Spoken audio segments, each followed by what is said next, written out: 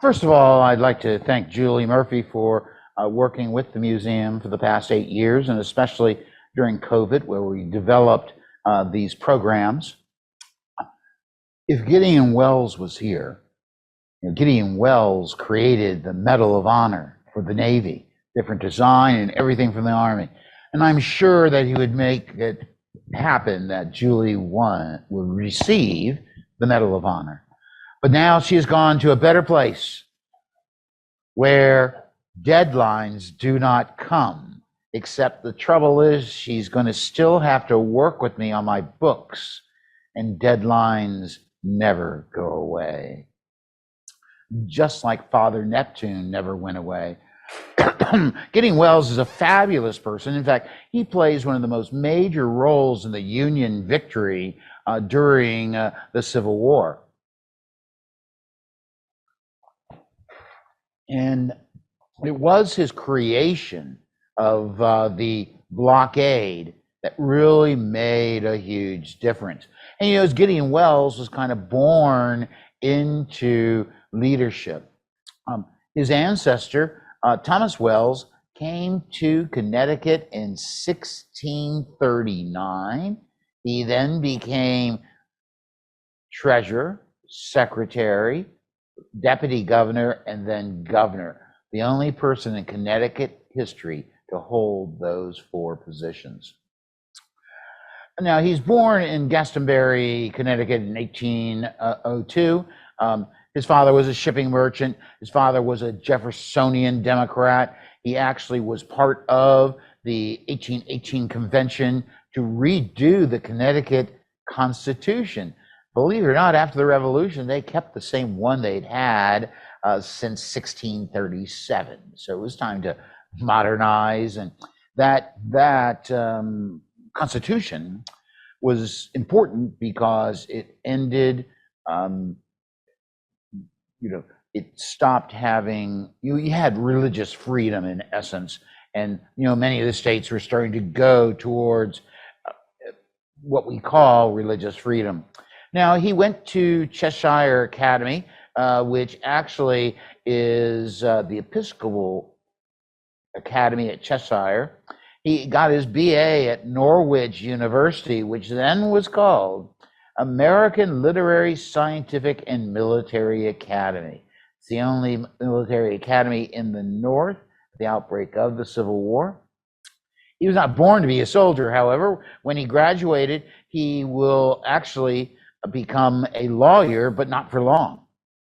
He becomes really imbued with politics, just like his father, and he becomes what we call a Jacksonian Democrat. So that is a pretty important statement. And I got to tell you, in 1826, he's able to purchase part ownership of the Hartford Times.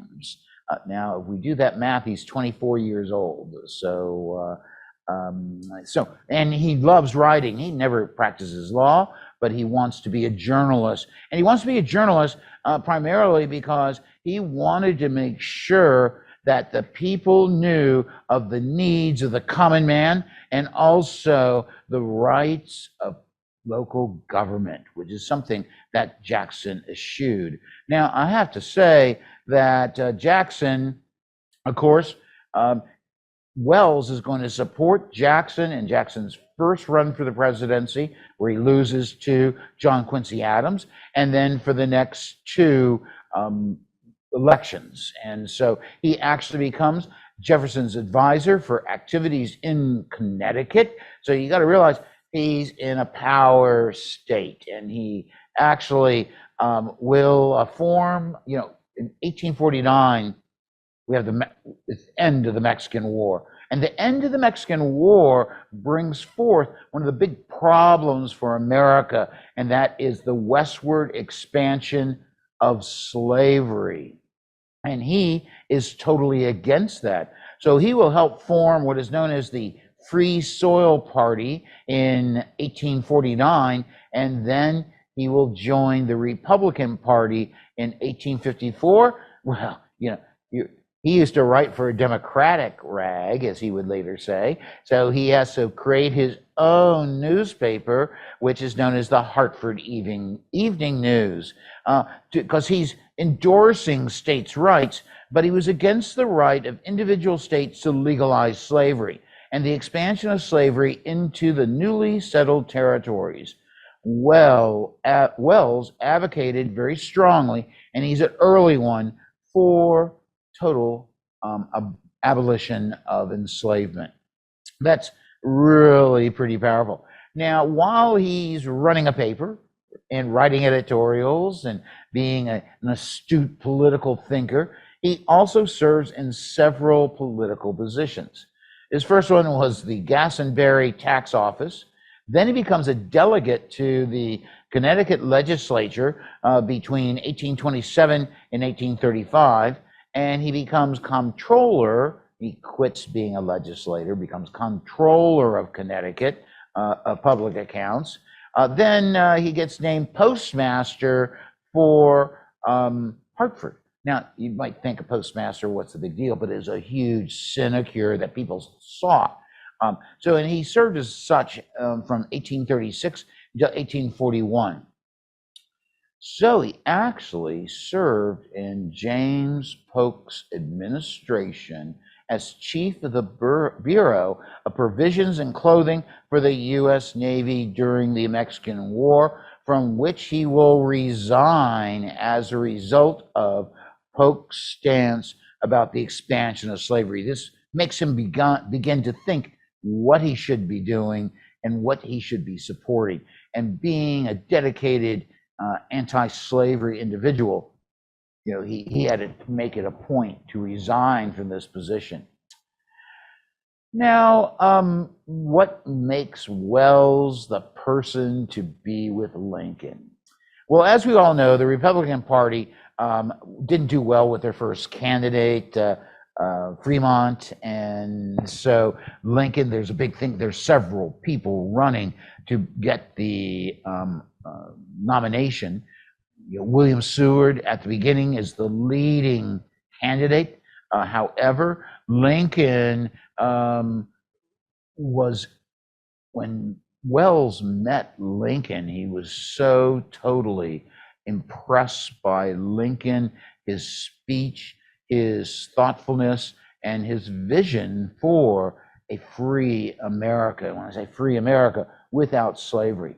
This is exactly what Lincoln needed, because Wells was head of the delegation going to the Republican convention. So he had all those votes, and he kept putting them towards, of course, the Lincoln. And Lincoln finally, after several ballots, here's William Seward, of course, who thought he knew better than everybody else. The big thing is Lincoln will give Gideon Welles the position of Secretary of the Navy, which is a very, very special thing.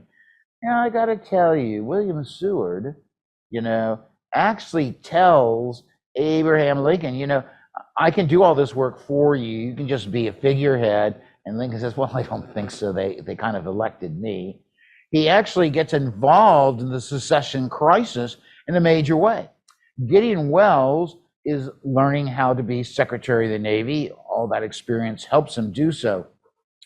But he's faced with two major problems at the very beginning. Number one is the issue of Fort Sumter, as well as the issue of Fort Pickens in Pensacola. Now, what's going to transpire is that Lincoln is supportive of Wells going, okay, what we're going to do is send a relief force down to Charleston, and we're going to force our way in. And the only way we can force our way in is by having the most powerful ship in the U.S. Navy, the USS Powhatan, lead the way. However, there's a character in the Civil War who's always an egotist, always trying to take himself to a higher level, and that man of course, is David Dixon Porter. And Porter goes to William Seward, who at this moment, everyone thinks Seward's the guy. And so he goes to William Seward and says, look, we need to save Fort Pickens. And the only way I can save Fort Pickens, which is key to Pensacola Harbor, which is the major harbor on the Gulf of Mexico, the only way we can do that is by sending a force down to save Pickens. And so he gets Seward to approve it and gets Lincoln to sign it. Now, Lincoln's already told Gideon Welles, go do this. And so he's countermanding his own orders thanks to the subterfuge of William Seward. And so the Powhatan goes where? Fort Pickens. And that means Robert Anderson is hopeless because they had actually conceived, thanks to Gustav Vasa Fox, a plan to try and relieve Fort Sumter, but it never plays out. His second big problem when he becomes Secretary of the Navy is what's going to happen when those states who were still loyal to the Union but were slave-ocratic states, what's going to happen with them? What are they going to do when this war breaks out? And Gideon Welles knew very well that they are going to be agitated. Lincoln talks to his cabinet. He says, I'm going to call for 75,000 volunteers. Welles says, don't do that. Don't expect those other upper South states to support it. Lincoln does so anyway because of the influence of William Stewart. And as a result of that, Virginia will leave the Union. Now, he already knew beforehand that if they called for volunteers, that those various upper South states would leave. And Gideon Welles becomes overwhelmed by trying to save Gosport Navy Yard, which was the largest Navy yard in the United States, and still is, except it's a shipyard and everything. I got to tell you that Welles, of course, is dealing with a drunken incompetent known as Flag Officer Charles Stewart Macaulay. He keeps sending him messages, do this, do that. Macaulay does nothing. One time Welles sends him something is to defend the nation, and I leave it all to your discretion. And, Macaulay pops open another bottle of champagne. This is not good. He sends officers down there to fix the Merrimack. Benjamin Franklin Isherwood. He sends Garrett Pendergast down. Hey, kind of take charge. Macaulay, because he's 67 years old and had been in the Navy for 52 years, he said, I'm senior. Nobody can tell me what to do. It was not until he gets Hiram Paulding to go down that some action was taken, but it was by then too late. Welles knew that he had a lot of problems. Now, you can see the Powhatan is archaic because of what does it have?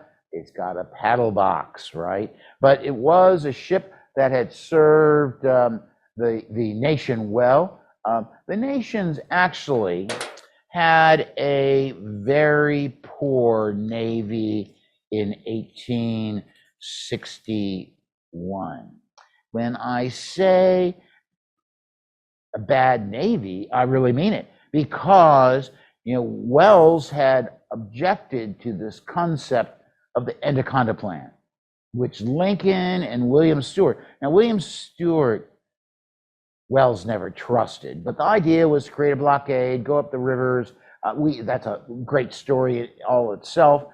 Welles says, we don't have the material, the men, the ships to actually blockade all these ports.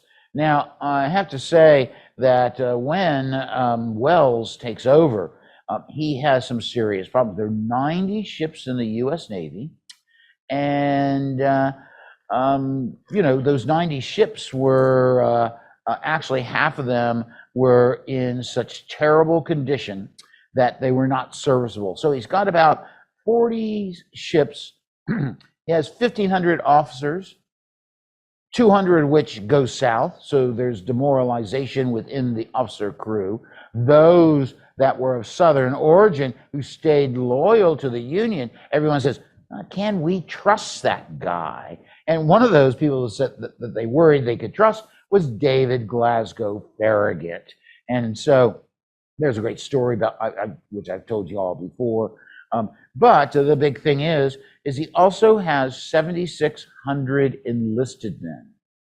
So that's not enough resources to actually be able to create a Navy. But out of nothing, Welles creates a Navy. Now, the way he does it is the best he can do. In other words, every ship he can buy that has strong enough to put a cannon on, he starts buying them. He sends his chief agent, which just so happened to have been his brother-in-law, and some people said, oh, that's bad, but actually Arthur Hale did a great job. So these are the types of ships that they purchased. The Cambridge, they weren't that tubbies-like, but that's kind of a joke, because that's the CSS Nashville, the famous commerce raider, kind of thumbing their nose at the Federals because they just couldn't have the speed or anything. This is the Nashville escaping Beaufort Inlet in North Carolina. So you can see the problem he had was manning these ships, making them have the proper ordnance and everything. So this was a huge trouble. So what he does is he surveys the existing officers, and the U.S. Navy had the seniority system, and so you had a lot of active duty officers that had gone beyond their prime, so to speak. And so he actually weeds some of them out. Some of them get to these administrative positions, and he starts to raise their ranks to a leadership role because of their dynamism that they have. Now, so anyway, Welles sets up, just to make sure this system goes well, the Blockade Strategy Board. The Blockade Strategy Board decided how we're going to have bases in the South, like Port Royal Sound, how we're going to operate with using different squadrons. And that was all the work of Charles Henry Davis, primarily, Andrew Bausch, and of course, Samuel Francis DuPont. Oh my gosh. Yeah, this was a tugboat, right? In between Brooklyn and Manhattan, okay? And so this is the type of ship they're buying. But believe it or not, you can place 6 to 10 guns on board the ship because it had that ability to carry large numbers of passengers. So the weight differential is okay. However, also what was so good about this, that Welles perceived that we're going up these southern rivers, and you go up, let's just say the Tar River, you can only go so far because it gets shallow. Well, this is a double ender. It's a ferry boat, so it goes to one spot, offloads all the passengers, and then get new passengers on, and it doesn't have to turn around. It just goes in a different direction. So that's why they call them double enders. This design was so successful that they actually will build special ships just to do that. Now, while he's doing this, he also seeks to build new types of warships. Now, so what Welles does is that he's innovative. He also knows that the industrial strength of the North will actually guide them through the war if they just can produce the right ships. So he sets up what is known as the Ironclad Board. We know Hiram Paulding and Joseph Smith and Charles Henry Davis, and they're all going to pick certain ships. As we know, one of them is going to be the USS Monitor. Now, the Monitor, because of its victory, You want to go there yet? Oh, I get ahead of myself with these slides, and I like to see them, and it's kind of hard. But anyway, the big thing is that the Monitor, because of its so-called victory in Hampton Roads, all of a sudden everyone said, that's the type of ship for us. It's the type of ship for us because it's shallow draft. It's the type of ship for us because it can operate in those southern harbors. It's a type of ship for us because it also can, it had not very good firepower, but it was shot proof. And that is proven time and time again, except against torpedoes. So thanks to the urging of the Assistant Secretary of the Navy, Gustavus Vasa Fox, we'll see that Welles puts forth this huge building program to mass produce monitors. Because actually the way Ericsson built the Monitor, which was impressed Welles, was that it was interchangeable parts. All these parts were built in different locations, all came together at Greenpoint Continental Iron Works, which is right there, and will all come together and fit and make a ship. So that meant we could start to mass produce monitors. The trouble with monitors, however, as Welles will learn, now Welles really wants to capture these main blockade running centers, such as Wilmington, North Carolina, such as Mobile Bay. And so he thinks he can do that with monitors. However, he'll soon learn that is not feasible. Number one, the monitors are very unseaworthy. Number two, they lack massive firepower. But because of their shot-proof abilities, everyone thought, well, they'll just come next to a fort and pound the fort into submission, and they will not be sunk or damaged to any major way. And Gideon Welles forces Samuel Francis DuPont into attacking Charleston. Now, I think I've given a lecture before about Charleston, but DuPont says, no, this is not going to work. They can't just go past all these cannon, and they're going into a ring of fire. And as a result of that, DuPont is forced to attack Charleston using ironclads.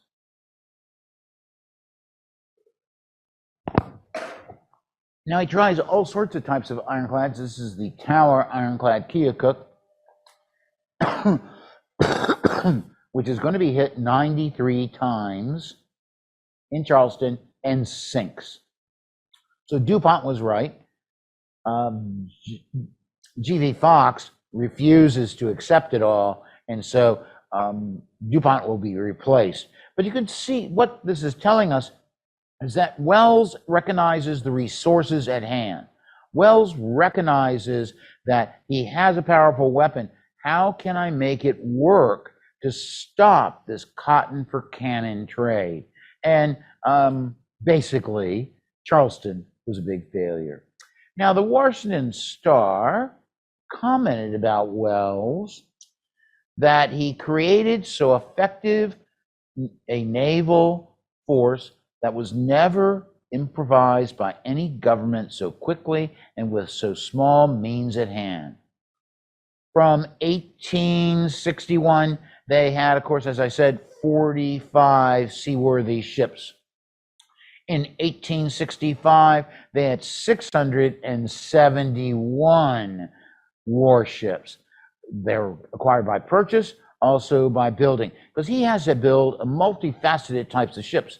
Ships to go up the rivers, however, also to chase down Confederate commerce raiders. So this becomes a huge, multifaceted building program. And he went from 7,600 sailors to 51,000 sailors in just 4 years. So you can imagine how the efforts of Welles really brought well, it made the United States a first-class power because of its Navy. It also prompted Lincoln to call Wells, Father Neptune. He also called him my Neptune, and they become very close. And I think Wells was rather astute in selecting leaders to take commands of various squadrons. He is also extremely astute to say, well, this guy, like DuPont, is not into this modern form of ironclad, so he's got to go, and I got to replace him with someone who's more aggressive. And believe it or not, that's Dahlgren. Now, I have to say that one of the biggest supporters and readers of the Emancipation Proclamation is going to be Gideon Welles. And you can see him right next to Lincoln, huge beard, bad toupee. And what can I say? But, Stuart, actually will edit the Emancipation Proclamation to turn it into a very powerful document. I think that Welles really was concerned about the British and French recognizing the Confederacy, which in fall of 1862 they were considering. So they had to have this document that meant the war was about what? Slavery. Who was a big abolitionist? Welles. And so that's why this picture tells it all. Who is sitting right next to Lincoln? It is Welles. In fact, Assistant Secretary of War Charles A. Dana described Welles as an excellent secretary. He was a man of no decorations. There was no noise in the streets when he went along, but he understood his duty, and he did it efficiently, continually, and unwaveringly. Welles was a man of purpose, dedicated to duty, freedom, and service to his country. I mean, wow, what more could you say?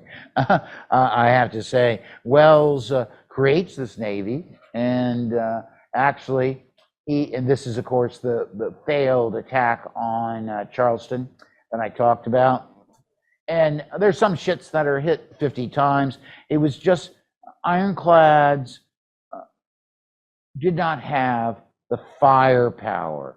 And they try to add turrets to them, but there's no real way to make them effective as a offensive weapon against a well-defended port, such as Charleston. I call it the Ring of Fire, and I really mean, I think I wrote a blog about the Ring of Fire for the Mariners Museum, so you can learn more about it. And so he continues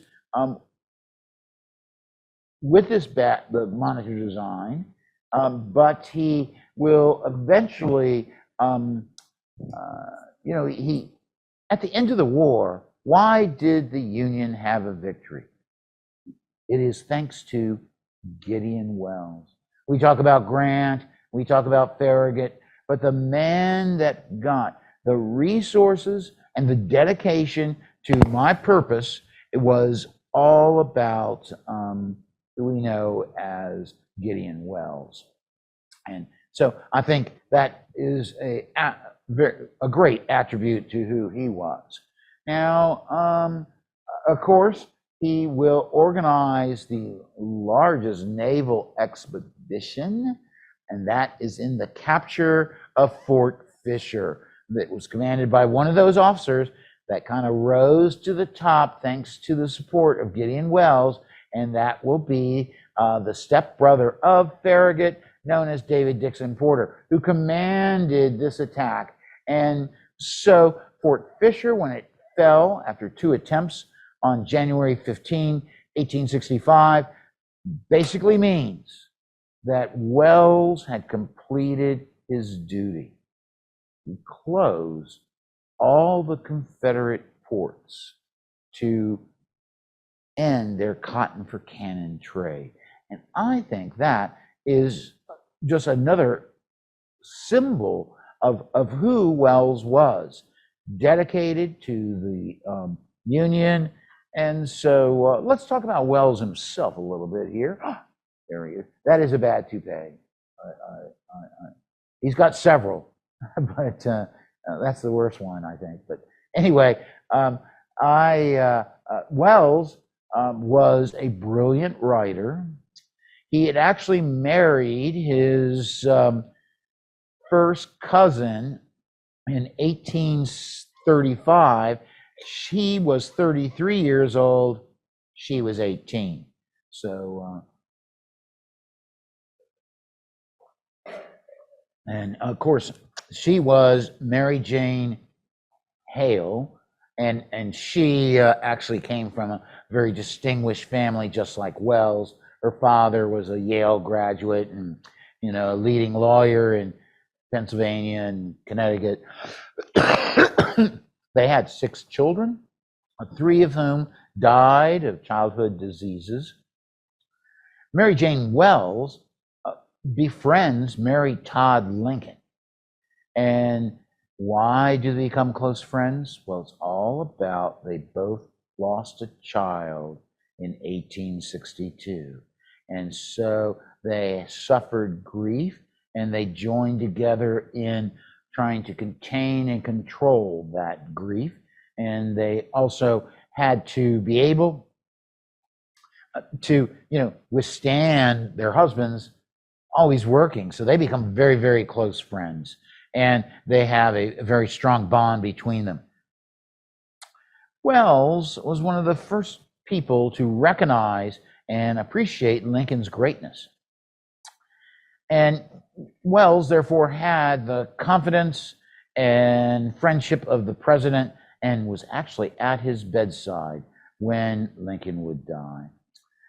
And so that's quite an attribute to Wells as Secretary of the Navy.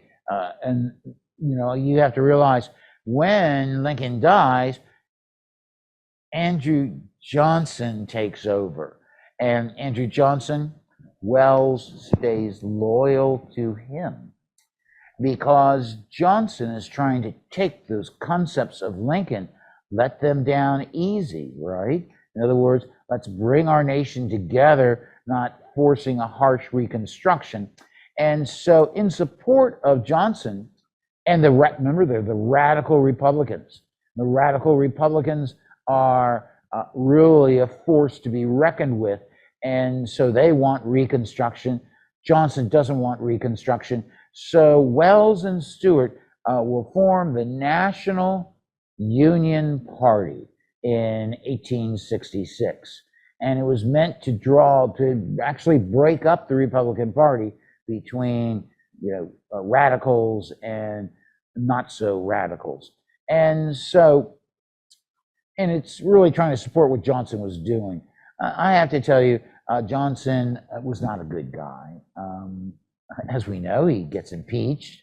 Actually, one of the great witnesses during the impeachment trial is going to be Wells and his son Edgar, who's going to actually be there and say that, well, Johnson is doing the legacy of Lincoln as best the man can. Johnson gets impeached for a lot of reasons. One of them is he tries to get rid of Edwin Stanton, who was a radical Republican, and of course, radical Republicans in the House of Representatives did not like that. He was saved by 1 vote. Now, Johnson, trying to make up for all this, he creates what is known as swing around the circle. And so he wanted to circle around the United States, giving a campaign speeches, kind of like rail stops, and giving a great talk off the end of the railroad. And Wells went with him. And Wells was not the greatest public speaker. He was very astute. And so by going with him, he will be able to kind of mellow some of the things that Johnson was saying. Johnson suffered from a lot of bad things. He chewed tobacco and would obviously in public meetings have to do what? Spit it out, So that's disruptive to me. He's combated. He likes his brandy just a wee bit too much. And he always said, well, I have a cold condition, but that didn't work very well. I have to say that Wells becomes so dismayed with Johnson because during the tour, when hecklers were out there in the crowd, Johnson would stop his speech and start in a vindictive manner to engage those hecklers, telling them they're, all sorts of bad words. And, Welles thought that was unbecoming of the office of the presidency. The end result is going to be that Welles will stay as Secretary of the Navy through the impeachment trials, but he resigns his position in early 1869. When he does so, I think, what does Welles do during the post-war era as Secretary of the Navy? Number one, he organized the scaling down of the U.S. fleet. Remember, we have 670 ships. So what does that mean? We don't need them all. Like the Commodore Perry I showed you, they sold it. Some of the ships were badly served during the war, so they were sold for scrap. He stopped many ironclad construction programs. Some of those monitors were actually broken up on the stocks. Some were just said, well, this doesn't work, and laid up and later sold for scrap. And so this shows that Welles knew the U.S. Navy did not need the type of ships they had built during the war. Not the ones that were ocean going, but no monitor was ocean going. So that fleet of monitors is actually quickly dissipated. The City-class ironclads on the Mississippi River and other rivers quickly sold for scrap. They just did not need them. So I think that shows that he recognized the future of the U.S. Navy. Unfortunately, he was listening to certain people he shouldn't have, like David Dixon Porter. David Dixon Porter said, well, we got to cut down our expenditures. Just think of the millions upon millions of dollars that were built constructing ships during the war. It is an amazing amount. And as a result of that, the Union had to try to recoup their losses. And so Welles led that. David Dixon Porter said, well, look, we don't need these monitors. They're terrible vessels anyway. And so some were sold to like Peru, France, and Haiti, no less. And so he tries to recoup those losses. And David Dixon Porter says, now they were all steamships now. The U.S. Navy was a steam navy. However, David Dixon Porter, with Gideon Welles' approval, said, well, when you're at sea, you can only use the minimum coal because coal costs so much, and that you should use your sails. And that if you use too much coal, it will be charged to your personal account. Oh my God. So they didn't use a lot of coal after that. So when he retired, he is going to move to Hartford, Connecticut. He does so in 1869, and he spent the rest of his years there. Now, already noted as a brilliant political writer, he experienced and saw all these activities from a leadership role, not only about the Navy, but also about the workings of the cabinet. Remember, half the people in the cabinet had tried to be the Republican nominee in 1860. A lot of them did not like Lincoln, did not like his country humor. You have to realize, like people like William Stewart, very he was old school New Yorker. So they had a lot of problems there. And Welles is going to record all this. I think, he writes several books, articles, Battles and Leaders, and so forth. And of all those experiences between 1861 and 1869. However, I think the most valuable thing he produced was his diary, which was 3 volumes. And that diary really, now he edits it. That was his big role. He dies before he finishes editing it. But that really tells you the working of the cabinet, the decisions that they made. In fact, I think I quote that diary often in every book I've written, especially about, for the Mariners. And so when you read that book, especially go to like 1862, and we know how tumultuous life was in 1862 for the Union. The war was on a thread. And so he actually noted that as they went through 62, Lincoln rose into a great leader and statesman, quote, a towering figure coping admirably with Herculean tasks. And you just realize a nation at war with itself is a huge task to try and hold it together. Now, he will die in 1878. Now, his memoirs are not published until 1911. And so when you read his diary, you recognize him as a patriot who possessed determination and singular devotion to mission and the principles of which the North fought to preserve the Union. He backed the concepts of abolitionism. He supported Lincoln's method of trying to wage war. And of course, burning southern cities and things like that was very harsh. However, you had war, as Sherman said, is hell. So Welles makes sure you have the tools for the Navy to play its role in forcing the Confederates to surrender. So that's Gideon. Any questions? Thank you, John. Why did it take till 1911 for his diary to be published? Well, because it was unfinished. And so the memoirs were there. And all of a sudden, in manuscript form, remember, they wasn't typed.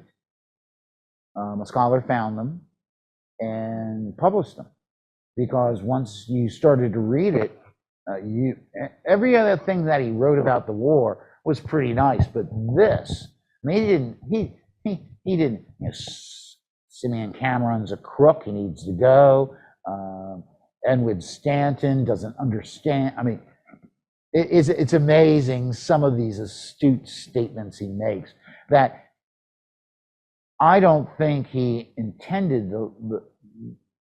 I don't think he intended for his diaries to necessarily be published, because it was really his personal reflections. But now that when they were published, they became a critical. I don't think anyone who studies the Civil War at sea can't go without reading Gideon Welles' memoirs, which I have. So he's primary source then, yeah? I think you'd call him that, yeah, yes. Good.